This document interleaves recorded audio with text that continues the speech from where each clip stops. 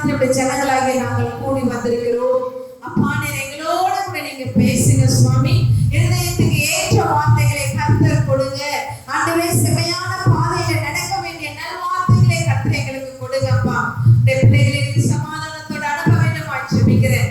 சத்தத்தை கேட்க நாங்கள் ஆசையாய் பார்த்திருக்கிறோம். அப்பா எங்களோட இடைப்படுங்க. இயேசுவின் நல்ல நாமத்தில் ஜெபிக்கிறேன் ஜீவனுள்ள நல்ல பிதாவே. ஆமென் ஆமென் ஆமென். ஜார்ஜ் முல்லர் என்று சொல்லுகிற ஒரு தெய்வ மனுஷன் ஆயிரக்கணக்கான ரோடுகளிலே அனாதையாய் விடப்பட்ட பிள்ளைகளுக்கு ஒரு ஆர்ஃபனேஜ் ஆரம்பித்து அதை நடத்தி கொண்டு வந்தார். ஒவ்வொரு நாளும் பிள்ளைகளை கொண்டு வந்து அங்க விட்டுட்டு போயிடுவாங்க. ஏராளமான பிள்ளைகள், கணக்கில்லாத பிள்ளைகள், யாருக்கெல்லாம் வேணாம்னு நினைக்கிறாங்களோ கொண்டு வந்து ஜார்ஜ் முல்லர் கிட்ட விட்டுட்டு போயிடுவாங்க. இப்படி ஆயிரக்கணக்கான பிள்ளைகள் அவருடைய ஹோம்ல வாழ்ந்துட்டு இருக்கிறாங்க. அவர்களை பராமரிப்பது என்பது ஒரு பெரிய சவால். நிறைய பொருள் செலவு, நிறைய தேவை, நிறைய கஷ்டத்தோட அந்த ஹோம் அவர் நடத்தி கொண்டு வந்தார். இருக்கிற சாப்பாடெல்லாம் ஒவ்வொரு நாளும் காலியாகிட்டே இருக்கு. ஏன்னா கொஞ்சம் பேர் சாப்பிட்டா பரவாயில்ல, ஆயிரக்கணக்கான பிள்ளைகள் சாப்பிடுறதுங்கிறதுனால டெய்லி அந்த உணவெல்லாம் காலியாகிட்டே இருக்கு. அப்படி ஒரு சனிக்கிழமை காலையில பிள்ளைங்க எல்லாம் எழுந்தாங்க, குளிச்சாங்க. அவங்களுக்கு ஒரு நல்ல டிவோஷன் டைம், ப்ரேயர் டைம். அந்த ப்ரேயர் எல்லாம் முடிச்சாச்சு. 7 மணிக்கு அந்த ஆயிரக்கணக்கான பிள்ளைகள் அவங்களுடைய டைனிங் டேபிள்ல வந்து உட்கார்ந்துட்டாங்க. டைனிங் ஹால்ல வந்து உட்கார்ந்து பிளேட்டோட வந்தாச்சு. ஆனா ஜார்ஜ் முல்லருடைய கிச்சன்ல ஒரு பிரெட் கூட இல்ல, ஒரு கப் பால் கூட இல்ல. ஜார்ஜ் முல்லர் அவங்க எல்லாரும் லைனா உட்கார வச்சுட்டு ஜெபம் பண்ணுங்க, ஏசப்பா நமக்கு சாப்பாடு கொடுப்பார், ஏசப்பா நமக்கு ஹெல்ப் பண்ணுவார், நீங்க விசுவாசிச்சீங்கன்னா கர்த்தர் நிச்சயமா இன்னைக்கு நமக்கு அற்புதம் செய்வார் என்று சொல்லிட்டு அவர்களை ஜெபம் பண்ண சொன்னாரு. ஒரு பிள்ளை ஒரு வரிசையில ஒரு பிள்ளை எழுந்து ஜெபம் பண்ணுது, இன்னொரு வரிசையில இன்னொரு பிள்ளை எழுந்து ஜெபம் பண்ணுது. ஒரு 2-3 பேர் தான் ஜெபம் பண்ணிருப்பாங்க. திடீரென்று அவங்க ஹாஸ்டலுக்கு ஆர்ஃபனேஜ்க்கு வெளியில இருக்கிற கேட்டுக்கு வெளியில ஒரு ஹாரன் சத்தம் கேக்குது. ப்ளீஸ் ஓபன் தி கேட் அப்படின ஹாரன் சத்தம். உடனே ஓடி போய் ஒருத்தர் போய் கதவு திறக்கறாங்க. ஒரு பெரிய ட்ரக் ஒன்னு உள்ள வருது, ஒரு லாரி ஒன்னு உள்ள வருது. அதுல பார்த்தா ஒரு பேக்கரியோட நேம் அதுல எழுதப்பட்டிருக்குது.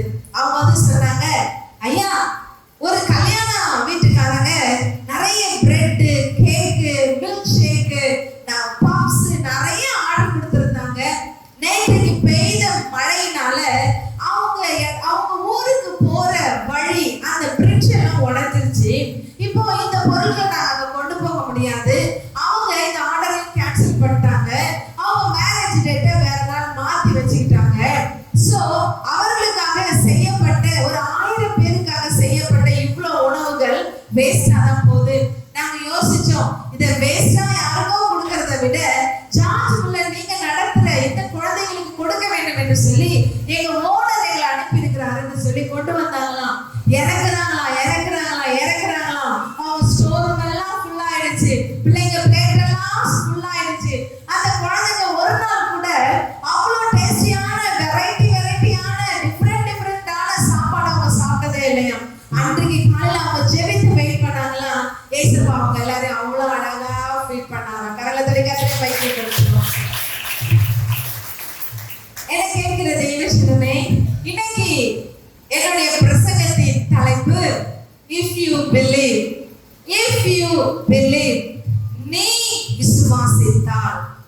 நீ விசுவாசித்தால் ஹல்லேலூயா ஹல்லேலூயா. இந்த உலகத்துல ஆண்டவர் ஊழியம் செய்த நாட்களிலே அநேகர் இயேசுவினிடத்தில் வந்து சுகத்தை பெற்றுக்கொண்டாங்க. நிறைய பேர் அற்புதங்களை பெற்றுக்கொண்டாங்க. ஒரு 12 வருஷம் பெரும்பாலுள்ள ஒரு ஸ்திரீ எல்லா வைத்தியர்களிடத்துல போய் ஆஸ்தியெல்லாம் அழித்து சற்றும் குணம் பெறாத ஒரு உதிர போக்கினால அவஸ்தைப்படுகிற ஒரு பெண் குடும்பத்தால கைவிடப்பட்டா, சொந்தங்களால கைவிடப்பட்டா, எல்லா ஜனங்களாலும் உறவுக்காரர்களாலும் கைவிடப்பட்ட ஒரு சூழ்நிலையில இயேசு இந்த வழியா வராரு. அவர்கிட்ட போய் எனக்கு இந்த பிரச்சனை சொல்றதுக்கு எனக்கு ரொம்ப அவமானமா இருக்கு. ஒரு ஆண் கிட்ட போய் எனக்கு இந்த பிரச்சனை நான் எப்படி சொல்றது, அதனால இந்த கூட்டத்தின்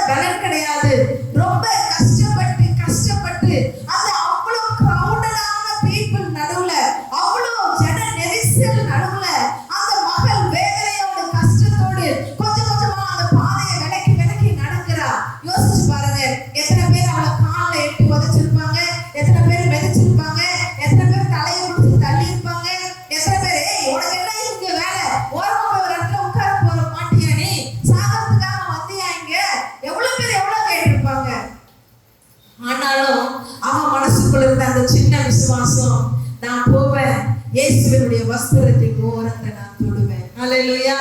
நினைச்சா கிட்ட போறா இன்னும் 2 அடி தூரத்துல தான் இயேசு சுவாமி இருக்கிறார். ரொம்ப கஷ்டப்பட்டு ஓடி போய் அப்படி தூரத்துல நின்னு அவருடைய சால்வை தொங்குது, அவருடைய ஓரத்தை இப்படி பிடிச்சிட்டா. ஹல்லேலூயா. பிடிச்சிட்டு அவ விட்டுட்டா. ஆமென். ஹல்லேலூயா. இயேசு அப்படியே திரும்பி பார்த்து சொல்றாரு அவருடைய சீஷர்களை பார்த்து, ஏப்பா யார் என்ன தொட்டது? சீஷர்கள் அவரை ரொம்ப வியடா பாக்குறாங்க, ஒரு மாதிரி பாக்குறாங்க. என்ன ஆண்டவரே, நூற்றுக்கணக்கான ஜனங்கள் இப்படி சுற்றி நடந்துகிட்டு இருக்கிறாங்க, இவ்வளவு பேர் நெரிச்சிட்டு வந்துட்டு இருக்கிறாங்க, போறதுக்கு இந்த ரோட்ல தெருவுல இடமே இல்லாத அளவுக்கு ஜனங்கள் நெரிச்சிட்டு இருக்கிறாங்க. இங்க வந்து என்ன தொட்டது யாருன்னா நான் என்ன சொல்றது அப்படின்ற மாதிரி அவர் அப்படியே பாக்குறாங்க. ஆண்டவர் சொன்னாரு, இல்லப்பா எல்லாரும் நெரிச்சி தொடுறது வேற, ஆனா ஒருத்தருங்க தொட்டிருக்காங்க, என்னுடைய சரீரத்திலிருந்து ஒரு வல்லமை புறப்பட்டு போனது. ஹல்லேலூயா. அப்படியே திரும்பி பாக்குறாங்க, கீழ இருந்து ஒரு அம்மா மெதுவா அப்படி எழுந்து ஆண்டவரை பார்த்து சொல்றாங்க, ஆண்டவரே 12 வருஷம் பலவீனம், அதனால வந்து நான் தான் உங்க வஸ்திரத்தில் ஓரத்தை நான் தொட்டேன். ஹல்லேலூயா. ஹல்லேலூயா. ஹல்லேலூயா. இயேசு சுவாமி அந்த அம்மா பார்த்து என்ன சொன்னாரு? ஸ்ரீயே, உன் விசுவாசம் உன்னை ரட்சித்தது, நீ உன் வேதனை நீங்கி சுகமாயிரு. பலமாய் கரங்களை தட்டி. இயேசுப்பா ட்ரெஸ்ல ஒண்ணும் இல்ல, ஆனா அவ விசுவாசத்துல தான் பலன் இருந்தது. அதுலதான் பவர். அவன் நினைச்சா நம்ம இயேசுப்பாவுடைய ஆடையுடைய ஓரத்தை நான் தொடுவேன், நான் சுகத்தை பெற்றுக் கொள்வேன். என்னை கேட்கிற தெய்வச்சனமே, ஆலயத்துக்கு வரும், எவ்வளவோ ஜெபம் பண்றோம். நிறைய பேருக்கு ஒரு பழக்கம் இருக்குது, எங்கேயாவது பெரிய டிவில ஏதாவது ஒரு விளம்பரங்களை பார்த்தா அல்லது பெரிய ஊழியக்காரங்க பேசுறத பார்த்தா நம்ம நினைச்சுக்குவோம், இந்த ஊழியக்காரங்கிட்ட ஒரு லெட்டர் எழுதி போட்டுட்டா என் பிரச்சனை சொல்லுங்க. அப்ப நீங்க எல்லாம் லெட்டர் எழுதி போட்டுட்டு இருக்கீங்களோ? என்னுடைய வேதனை மாறிடும். இந்த ஊழியக்காரங்கிட்ட போய் நான் தலையை கொடுத்து ஜெபம் பண்ணிட்டா என் பிரச்சனை முடிஞ்சிடும். இவங்க எனக்கு ஒரு தீர்க்கதரிசனம் சொல்லிட்டா போதுங்க, என்னுடைய வாழ்க்கை மாறிடும், என்னுடைய பிரச்சனை மாறிடும். ஒரு முறை எனக்கு ஒரு போன் வந்தது. அந்த நபர் மதுரையில இருந்து பேசுறதா என்கிட்ட சொன்னார். சிஸ்டர், உங்களுடைய பிரசங்கத்தை யூடியூப்ல நான் கேட்டேன், எனக்கு ரொம்ப ஆசீர்வாதமா இருந்துச்சு. இப்படி ஒரு பெண்ணை எடுத்து பேசுறது எனக்கு ரொம்ப சந்தோஷம். அற்புதமான வேத வசனத்தெல்லாம் வார்த்தைகளை நீங்க சொல்லி பேசுனீங்க, எனக்கே பேசின மாதிரி இருந்தது என்று சொன்னார். நான் ரொம்ப சந்தோஷம், ஐயா கர்த்தர் உங்களை ஆசீர்வதிக்கட்டும் அப்படின்னு நான் சொல்லி அவங்க ஃபேமிலி எல்லாம் விசாரிச்சேன். உங்களுக்காக நான் ஜெபிக்கிறேன் யான்னு சொன்னேன். அவர் சொன்னார், போன்லயே எனக்காக ஜெபம் பண்ணுங்க அப்படின்னாரு. போன்லயே நான் ஒரு 2 நிமிஷம் ஜெபம் பண்ணி முடிச்சிட்டேன். நான் போனை கட் பண்ண போற நேரத்துல திரும்ப கூட சொல்றாரு, சிஸ்டர் போனை கட் பண்ணாதீங்க. என்னையா சொல்லுங்க, ஏசப்பா என்னை பத்தி உங்ககிட்ட என்ன சொன்னாரு, என்னை பத்தி ஏசப்பா உங்ககிட்ட என்ன சொன்னாரு, அப்படியே பதபதைப்போட கேட்கிறாரு. எனக்கு ஒண்ணுமே புரியல. அதற்காக தான் நான் ஜெபிச்சிருக்கேன். ஏசப்பா உங்களை பத்தி உங்ககிட்ட பேசுவாரு. ஹல்லேலூயா. ஹல்லேலூயா. என்கிட்ட சொல்ல வைக்கிறத பிரசங்கத்தின் மூலமா உங்ககிட்ட பேசுவாரு. ஹல்லேலூயா. உங்ககிட்ட ஏசப்பா சொல்லணும்னா உங்ககிட்ட பேசுவார். நான் சொன்னேன், நீங்க போய் உங்க அறை வீட்டை மூடிக்கொண்டு ஆண்டவர்கிட்ட வழங்கப்பட்ட ஜெபம் பண்ணுங்க ஐயா, உங்களுக்கு என்ன தேவையோ கர்த்தர் உங்ககிட்ட பேசுவாரு. ஆமென். இன்னைக்கு அநேக தீர்க்க தரிசனங்களுக்கு பின்பதாக ஓடுறாங்க. அதனால தீர்க்க தரிசனங்கள் பொய் என்று நான் சொல்ல வரல. அதை நாடி ஓட வேண்டிய அவசியம் நமக்கு கிடையாது. கர்த்தர் நம்முடைய கரத்துல ஒரு தீர்க்க தரிசன புத்தகத்தை ஆண்டவர் கொடுத்து வச்சிருக்கிறார். ஹல்லேலூயா. எத்தனை பேர் விசுவாசிக்கிறீங்க? நீங்க என்ன செஞ்சா ஆண்டவர் உங்களுக்கு என்ன கொடுப்பார் என்று எல்லாம் இந்த வேதத்துல எழுதப்பட்டிருக்கிறது. ஆமென். புதுசா ஒரு ஆள் சொல்லி உங்களுக்கு தெரிய வேண்டிய அவசியம் இல்லை. கர்த்தர் உங்க வாழ்க்கையில அற்புதம் செய்ய வேண்டும் என்றால், கர்த்தர் உங்க வாழ்க்கையில அதிசயம் செய்ய வேண்டும் என்றால், கர்த்தர் உங்களுக்கு ஏதாவது உங்களுடைய ஜெபங்களை கேட்டு உங்களுக்கு அற்புதம் செய்யணும்னு சொன்னா, நீங்க ஜெபித்தால், நீங்க விசுவாசித்தால் தேவனுடைய வல்லமைய மகிமையை நீங்க பார்ப்பீங்க. கர்த்தரை சபை ஊழியக்காரங்க உங்களுக்காக உத்தரவாதம் பண்றவங்க, அதனால அவர்களுக்கு நீங்க ஜெபித்துக் கொள்றது நல்லது, தப்பு கிடையாது. ஆனா நீங்க விசுவாசிக்காம நீங்க நிக்கிற ஊழியக்காரங்க என்னதான் உருகி ஜெபித்தாலும் அந்த ஜெபம் கேட்கப்படாது. ஹல்லேலூயா. ஆண்டவர் சொல்லுவாரு, நீங்க எப்படி ஜெபம் பண்றீங்க, அதிசயத்தை பெற்றுக் கொள்றவங்களுக்கு இன்னும் விசுவாசம் இல்லையே, அவங்களுக்குள்ள இன்னும் அந்த நான் அவங்களை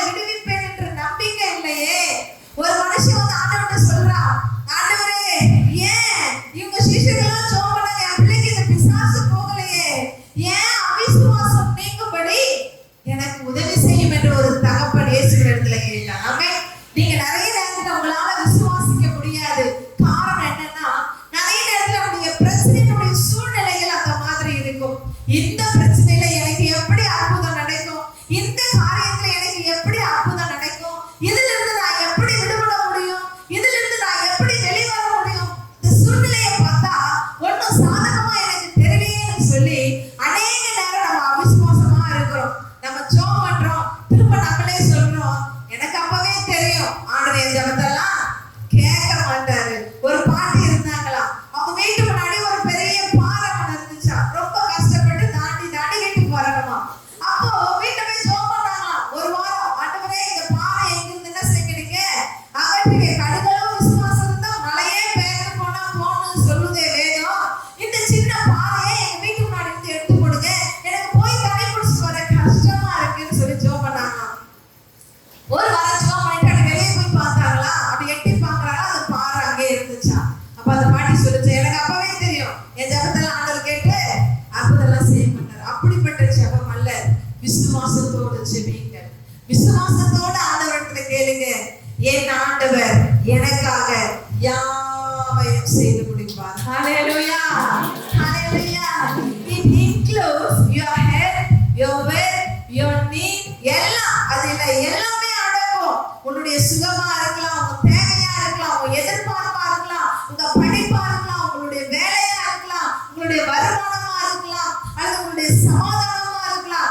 எந்த தேவையா இருக்கட்டும், அவரை நம்புகிற பிள்ளைகளை ஒரு நாளும் வெட்கப்பட விடுகிற தேவன் அல்லவே அல்ல. ஹalleluya. 34 வசனத்துல வாசிக்கிறோம், அவர்கள் அவரை நோக்கி பார்த்து பிரகாசம் அடைந்தார்கள், ஒருவர் முகமாக வெட்கப்பட்டு போனதே இல்லை. ஆமென். சிங்கக்குட்டிகள் தாழ்ச்சியடைந்து பட்டினியா இருக்கும். கர்த்தரை தேடுகிறவர்களுக்கு, உண்மையாய் கர்த்தரை தேடுகிறவர்களுக்கு ஒரு நன்மையும் குறைவுபடவே படாது. ஆமென். ஹalleluya. உங்க வாழ்க்கையில ஏதாச்சும் கொஞ்சம் கஷ்டமான சூழ்நிலை வரும்போது அப்பா கிட்ட ஜெபம் பண்ணுங்க. என் அவிசுவாசம் நீங்கணும் ஆண்டவரே, என் அவிசுவாசம் நீங்கணும். நான் விசுவாசிக்கிறேன், நீங்க எனக்கு அற்புதம் செய்வீங்க. நான் விசுவாசிக்கிறேன், நீங்க எனக்கு செம்மையா நடத்துவீங்க. நான் விசுவாசிக்கிறேன், நீங்க எனக்கு போதுமானவராக இருப்பீங்க. ஹalleluya. என்னோட கூட வேதத்தை திருப்பிக் கொள்ளுங்க. யோவான் எழுதின சுவிசேஷம் 11வது அதிகாரம் முதல் வசனம்.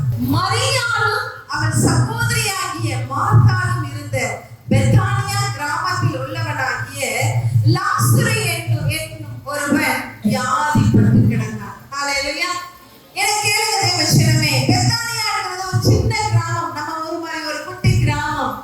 அந்த ஊர்ல மார்த்தாள், மரியாள், லாசரு என்று சொல்லப்படுகிற தாய் தகப்பன் இல்லாத 3 பிள்ளைகள் வாழ்ந்து கொண்டிருக்கிறாங்க. இயேசு சுவாமி எப்பொழுதெல்லாம் அந்த கிராமத்துக்கு போறாரோ இவங்க வீட்டுல தான் ஸ்டே பண்ணுவாரு, இவங்க வீட்டுல சாப்பிடுவாரு, இவங்களோட உட்கார்ந்து அதிக நேரம்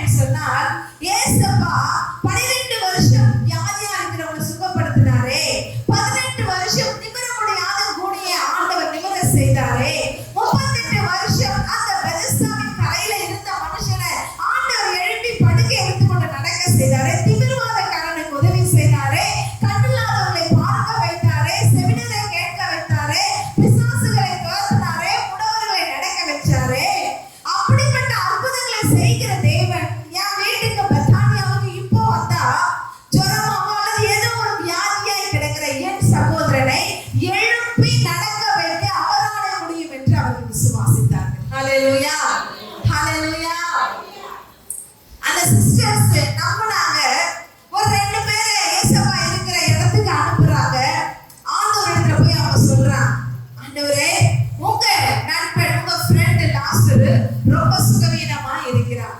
இதை இயேசு கேள்விப்பட்ட போது நீங்க வீட்டுல போய் அந்த அதிகாரத்தை வாசிச்சு பாருங்க.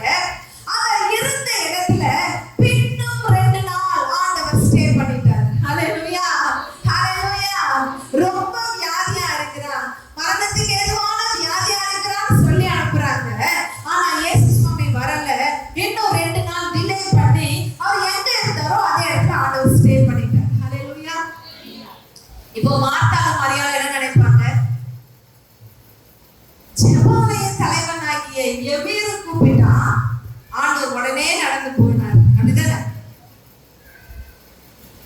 எத்தனை பேர் இயேசுவை கூப்பிட்ட உடனே ஆண்டவர் நின்னார்? பர்திமேயு குருடன் இயேசுவை கூப்பிட்டான், தாவீதின் குமாரனே எனக்கு இரங்கும். கேட்ட உடனே அற்புதம் அங்க நடந்துச்சு.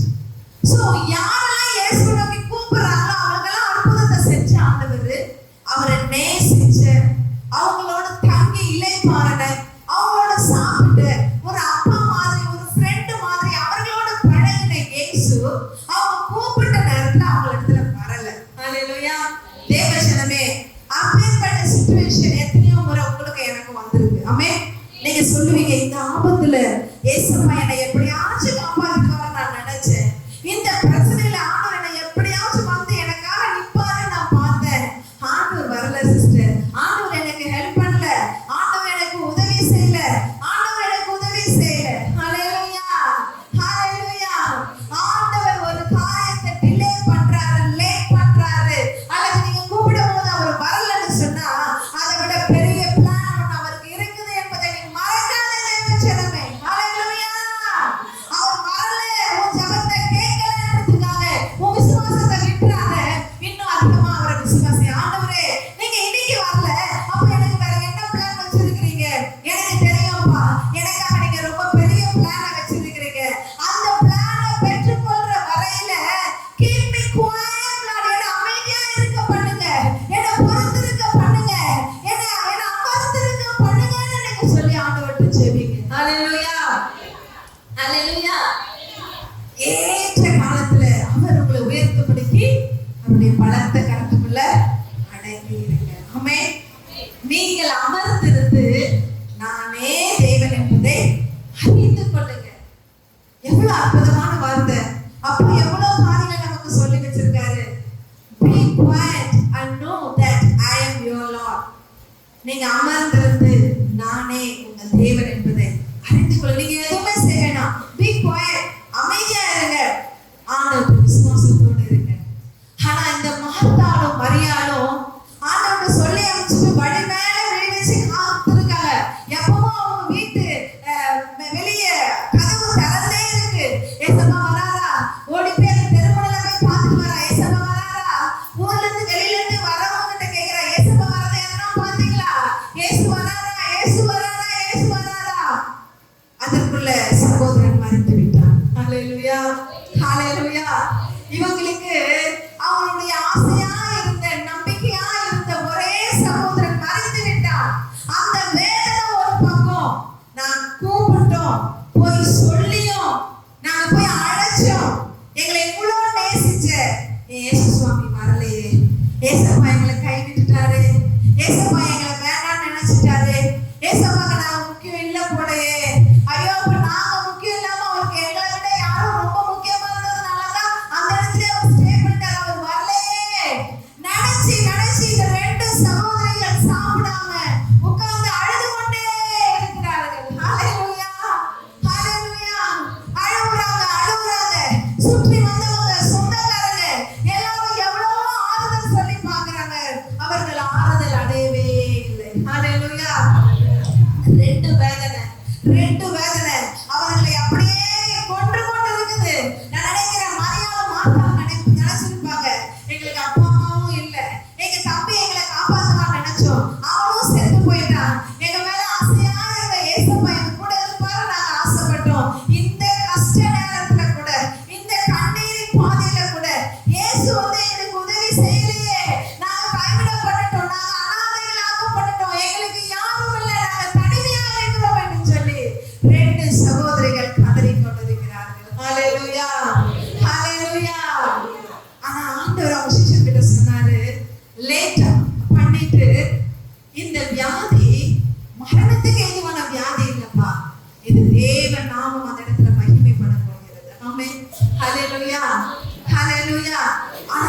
செய்தி மார்த்தா மரியாளுக்கு தெரியாது.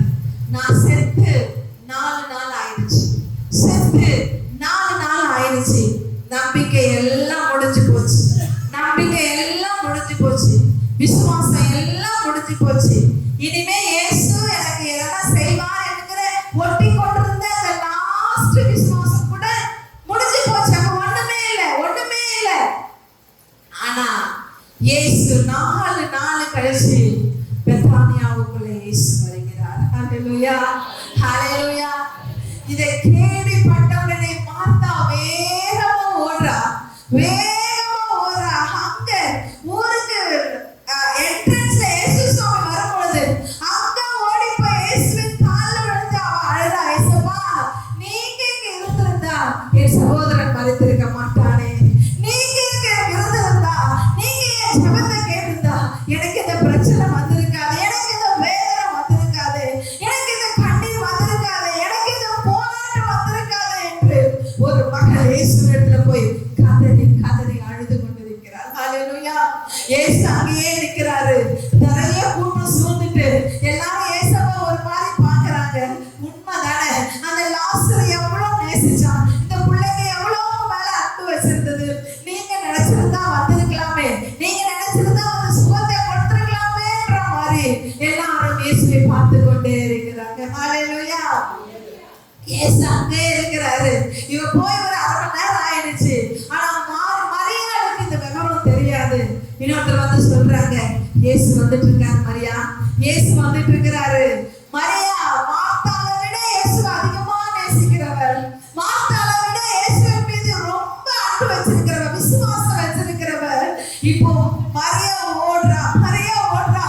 இவ என்ன சொல்லி அழுதாலும் அதையே அவளை சொல்றா, இயேசுவே நீரே இருந்திருந்தா என் சகோதரன் மரித்திருக்க மாட்டான். ஹalleluya, ஹalleluya.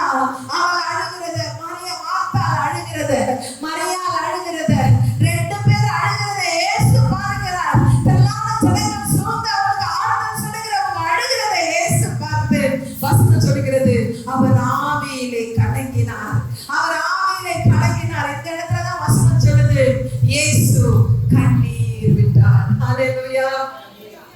இதை கேட்கிற அருமையான சகோதரனே சகோதரியே, நீங்க அழறத பார்த்து வேடிக்கை பார்த்துட்டு நிக்கிற ஆண்டவர் நம்ம ஆண்டவர் இல்லம்மா. நீங்க சோர்ந்து நிக்கிறத பார்த்து அமைதியா விலகி போகிறவர் நம்ம ஆண்டவர் இல்ல. நீங்க தனிமையில கஷ்டத்துல நீங்க நிற்கும் பொழுது உங்களை பார்க்காதவர் போல இருக்கிற தேவன் நம்ம தேவன் அல்லம்மா. அவர் அழுகிறவர்களோட அழுகிற தேவன். ஹalleluya, ஹalleluya. உங்களை தேற்றுகிற தேவன், உங்களை விசாரிக்கிற தேவன், உங்களுக்கு ஆறுதல் கொடுக்கிற தேவன், உங்களை என் மீது அதிகமான அன்பு வச்சிருக்கிறவர் நம்முடைய தேவன். ஹalleluya, ஹalleluya. இப்போ அவங்க 2 பேரும் வீட்டுக்கு ஆண்டவர் கூட்டிட்டு வர்ற வழியில சொல்றாரு, வாங்க நம்ம கல்லறைக்கு போலாம். ஹalleluya. ஆண்டவர் சொல்றாரு, வாங்க கல்லறைக்கு போலாம். இப்போ அவங்க சகோதரிங்க சொல்றாங்க, வேணாம் ஆண்டவரே, செத்து 4 நாள் ஆயிடுச்சு, நாரும் ஆண்டவரே அங்க போக வேண்டாம், அவங்க போக வேண்டாம். ஆண்டவர் அங்க போறேன்னு சொன்னா கூட இந்த பிள்ளைங்க சொல்றாங்க, வேணாப்பா, செத்து 4 நாள் ஆயிடுச்சு, நாரும். ஹalleluya. அவங்க சகோதரிகளுக்கு அடைக்கப்பட்ட அந்த கல்லறைய திறக்க மனம் இல்ல, திறக்க மனம் இல்ல. அவங்க நினைக்கிறாங்க, நாற்று எடுக்கும் போது நம்ம ஏன் அங்க போகணும், வேண்டாம் வேண்டாம். ஆண்டவர் சொன்னாரு இல்ல. அந்த வசனத்தை நம்ம வாசிக்கலாம். அதே யோவான் 11வது அதிகாரம் 39வது வசனம் வாசிங்க. மரித்தவருடைய சகோதரியாகிய மார்த்தா அவரை நோக்கி, இப்பொழுது நாருமே 4 நாள் ஆயிற்றே என்றார். இயேசு அவளை நோக்கி, நீ விசுவாசித்தால் தேவனுடைய மகிமையை காண்பாய் என்று நான் உனக்கு சொல்லவில்லையா என்றார். கரங்களை தட்டி வைங்க. 4 நாள் ஆனாலும் ஒன்றும் பிரச்சனை இல்லை, 40 வருஷம் ஆனாலும் ஒன்றும் பிரச்சனை இல்லை, 4 மாசம் ஆனாலும் ஒன்றும் பிரச்சனை இல்லை. ஹalleluya, ஹalleluya. அது செத்து போயிருந்தாலும், நாடி போயிருந்தாலும், அழுகி போயிருந்தாலும், நீங்க தோற்று போயிருந்தாலும், நீங்க எந்த சூழ்நிலையில இருந்தாலும் இயேசு வந்து விட்டார், நிலைமை மாறிவிடும். அவ்வளவுதான்.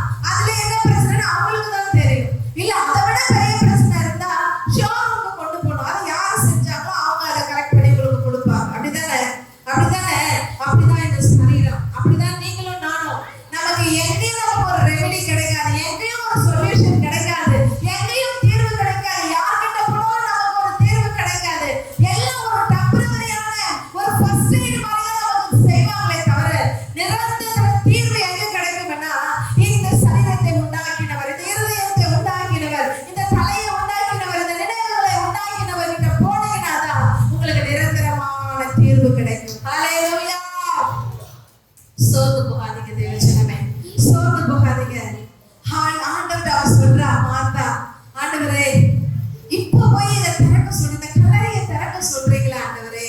நாரம் நாரம் வேண்டாம். ஆண்டவர் சொன்னாரு, மரியா மார்த்தா, நீ விசுவாசித்தார், நீ விசுவாசித்தார், தேவனுடைய மகிமையை காண்பார். ஆமென் ஆமென்.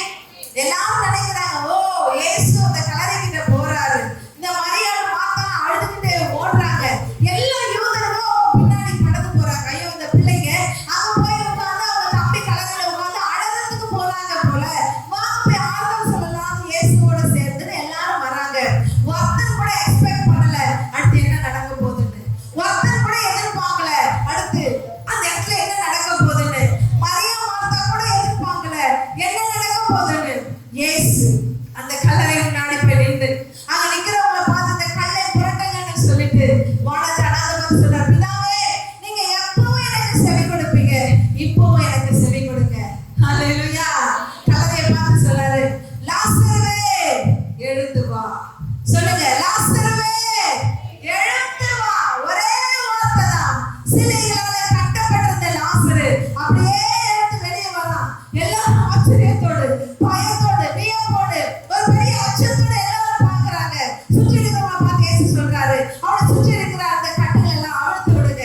அவங்க கட்டுகள் எல்லாம் அழுக்குறாங்க. செத்து போன நாரி போன சகோதரனை உயிரோடு இருக்கிறவனாய் பிடித்து அந்த சகோதரன் இடத்துல இயேசு கொடுத்தார். கரணத்திலே கட்டளை அவங்க நினைச்சாங்க வியாதிப்பட்டிருக்கான்னு சொல்லி அமைச்சிருக்கோம், இயேசு வந்தா சும்மா கிடைக்கும். செத்து போயிட்டான், இயேசு சுவாமிக்கு அவன் செத்துட்டான்ற செய்தி அவங்க பெருசா ஒன்றும் சொல்லல, வந்து மட்டும் என்ன ஆக போகுதுன்ற மாதிரி புதைச்சிட்டாங்க. ஏன்னா ஆண்டவர் வரணும்னு நினைச்சுதான் ஃபர்ஸ்டே சொல்லி அனுப்பியிருப்பாங்கல்ல, வந்து என்ன ஆக போது வரும்போது வரட்டும் விட்டுட்டாங்க. 4 நாளைக்கு முன்பதாக இயேசு வந்து அவனை உயிரோட எழுப்பி அவன்கிட்ட கொடுத்தார். தேவஜனமே, உங்க ஜெபங்கள் தாமதம் ஆகிட்டு இருக்கா? நீங்க கேட்கறது ரொம்ப டிலே ஆகிட்டு இருக்கா? ஏசப்பா இன்னும் என் பக்கம் திரும்பி கூட பார்க்கறது இல்லைங்க. நானும் டெய்லி ஜெபம் பண்றேன், என் பக்கம் ஏசப்பா திரும்பல. அவங்க வாழ்க்கையில அற்புதம் செய்யறாரு, எனக்கு இன்னும் செய்யல. அவங்களுக்கு ஒரு நோயை சுகமாக்கி இருக்கிறாரு, அவங்க கேட்ட ஒரு சின்ன ஆசீர்வாதத்தை கொடுத்திருக்கிறாரு. அது இன்னைக்கு நம்ம கண்களை உறுத்துது. நம்ம பார்க்கிறோம், ஐயோ அவங்களுக்கு மட்டும் ஏசப்பா அவங்க கிட்ட வரும்போது ரொம்ப பெருசா நீ எதிர்பார்க்கவே மாட்டேன். நீங்க எதிர்பார்க்க மாட்டீங்க, இந்த பிரச்சனைக்கு இப்படி ஒரு தீர்வு வருமா, இந்த பிரச்சனைக்கு இப்படி ஒரு தீர்வு வருமா? இயேசுவால முடியும், இயேசுவால முடியும். ஆண்டவரால கூடாத காரியம் ஒன்றுமே இல்ல. மனுஷனால கூடாதவைங்க தான், ஆனால் தேவனால எல்லாம் கூடும். நீங்க விசுவாசிங்க. If you believe, நீங்க விசுவாசித்தா you can see the glory of God. கர்த்தருடைய மகிமையை உங்களால பார்க்க முடியும். எத்தனை பேர் விசுவாசிக்கிறீங்க? எத்தனை பேர் விசுவாசிக்கிறீங்க? எத்தனை பேர் விசுவாசிக்கிறீங்க? ஏசப்பா இன்னைக்கு உங்களை பார்த்து சொல்றாரு, உங்க விசுவாசத்தை வர்த்திக்க பண்ணுங்க, உங்க விசுவாசத்தை வர்த்திக்க பண்ணுங்க. அப்பா கிட்ட ஜெபம் பண்ணுவோம். இன்னைக்கு போய் உங்க ஜெபத்துல நீங்க சொல்லுங்க, ஏசப்பா என் விசுவாசம் எல்லாம் போயிடும் ஆண்டவரே. அவங்க சொல்றது, இவங்க சொல்றது, அந்த அங்கிள் இப்படி சொன்னாங்க, இந்த ஆண்டி இப்படி சொன்னாங்க, இந்த சித்தப்பா இப்படி சொன்னாங்க, இந்த பெரியப்பா இப்படி சொன்னாங்க, அதெல்லாம் போட்டுருங்க. ஏசப்பா உங்களுக்கு என்ன சொல்றாருன்னு பாருங்க. ஏசப்பா உங்களுக்கு என்ன சொல்றாருன்னு பாருங்க. எல்லாம் ஃப்ரெண்ட் சொல்ற அட்வைஸ் நீங்க கேட்கணும்னு அவசியம் இல்ல. எல்லா ஃப்ரெண்ட்ஸ் சொல்ற அட்வைஸ் கேட்கணும்னு நீங்க அவசியம் இல்ல. ஏசப்பா என்ன சொல்றாருன்னு பாருங்க. நீங்க சொல்லுங்க, ஆண்டவரே முடியாத சூழ்நிலையில உம்மை நான் விசுவாசிக்கிறேன். இந்த கஷ்டமான நேரத்துல உம்மை மாத்திரம் நான் விசுவாசிக்கிறேன். 100% விசுவாசிக்கிறேன்ப்பா. செத்த லாசருவை உயிரோட எழுப்பி அழுகிற சகோதரிகளுக்கு உயிருள்ளவரை அவனால கொடுக்க முடியும்னு சொன்னா என் பிரச்சனையை மாற்ற அவனால முடியும், என் தேவையை சந்திக்க அவனால முடியும். ஹல்லேலூயா. நம்ம எல்லாரும் இருக்கிற இடத்துல அப்படியே எழுந்து நிற்கலாமா? எல்லாரும் இருக்கிற இடத்துல அப்படியே எழுந்து நிற்கலாமா? இன்றைக்கு அந்த இயேசு உங்க மத்தியில கடந்து வந்திருக்கிறார். உங்களுக்கு அற்புதம் செய்யப்படியாக, உங்க வாழ்க்கையில அதிசயம் செய்யப்படியாக, உங்களை செம்மையான வழியில நடத்தும்படியாக, செத்து போயிருக்கிற உங்க வாழ்க்கையை துளிர்க்க வைக்கும்படியாக, செத்து போயிருக்கிற உங்க நம்பிக்கையை எழுப்பும்படியாக, செத்து போயிருக்கிற உங்க வேலையை, உங்க படிப்பை, உங்க எதிர்காலத்தை ஆண்டவர் செழிப்புள்ளதாய் மாற்றும்படியாக இயேசு கடந்து வந்திருக்கிறார். இயேசு கடந்து வந்திருக்கிறார். நீங்கள் அழும்போது உங்களோடு அழுகிற தேவன், நீங்க துக்கப்படும் போது அவர் துக்கப்படுகிற தேவன், நீங்க வேதனைப்படும் போது அவரும் வேதனைப்படுகிற தேவன். இயேசுவா உங்களை அதிகமா நேசிக்கிறார் சிஸ்டர், இயேசுவா உங்களை அதிகமா நேசிக்கிறார் பிரதர். இந்த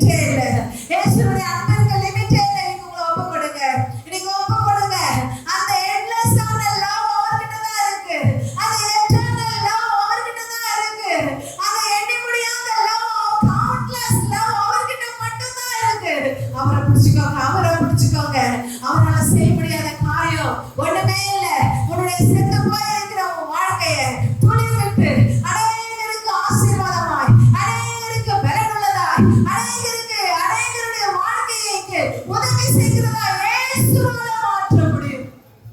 ஒப்பு கொடுங்க. அப்பா நன்றியோடு துதிக்கிற சுவாமி, இன்றைக்கு கண்ணீரோடு வேதனையோடு சமூகத்துல ஒப்பு கொடுக்கிற பிள்ளைகளை கர்த்தர் நீர் கண்ணோக்கி பார்க்க வேண்டுமா நான் செபிக்கிறப்பா. இந்த பிள்ளைங்க உடைந்த உள்ளத்தோடு யார் எனக்கு அற்புதம் செய்வா, யார் எனக்கு உதவி செய்வா நினைக்கிறாங்களப்பா. உண்மை பிடிச்சு கொள்கிற விசுவாசத்தை அவங்களுக்கு கொடுங்க சுவாமி. நான் இயேசுவின் இடத்துல வருவேன், இயேசு எனக்கு அற்புதம் செய்வார் என்று சொல்லுறாப்பா. ஆண்டவரே, இன்னைக்கு இப்படி பிள்ளைகளை பார்த்து நீங்க சொல்றீங்க, நீ விசுவாசித்தா தேவனுடைய மகிமையை காண்பாய், தேவனுடைய மகிமையை காண்பாய். உங்க மகிமை அவங்க வாழ்க்கையில வரட்டும், உங்க மகிமை அவங்க மேல வரட்டும்ப்பா, உங்க மகிமை அவங்க குடும்பங்களுக்குள்ள வரட்டும், உங்க மகிமை அவங்க பர்சனல் லைஃப்ல வரட்டும்னு நான் ஜெபிக்கிறேன் சுவாமி. இந்த பிள்ளைகளை தேற்றுங்கப்பா, தைரியப்படுத்துங்க. பிசாசானவன் கொண்டு வருகிற எல்லா பயங்களுக்கும் விக்கினங்களுக்கும் இயேசுவின் நாமத்தில் பிள்ளைகளை விடுவிக்க வேண்டுமா நான் ஜெபிக்கிறேன். ஆசீர்வதிங்கப்பா. விலையேறப்பட்ட இயேசுவின் நாமத்தில் ஜெபிக்கிறேன் எங்கள் ஜீவனுள்ள நல்ல பிதாவே. ஆமென், ஆமென்.